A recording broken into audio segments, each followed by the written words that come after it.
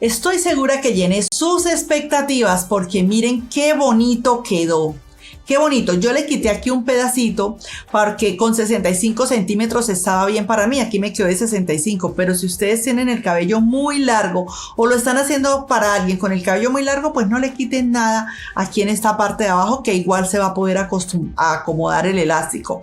Yo le puse un elástico de 14 centímetros, podría habérselo puesto de 10 y también había funcionado. Un botón grande y miren el resultado final, un bellísimo gorro que lo puede hacer cualquiera que tenga una máquina de coser en la casa.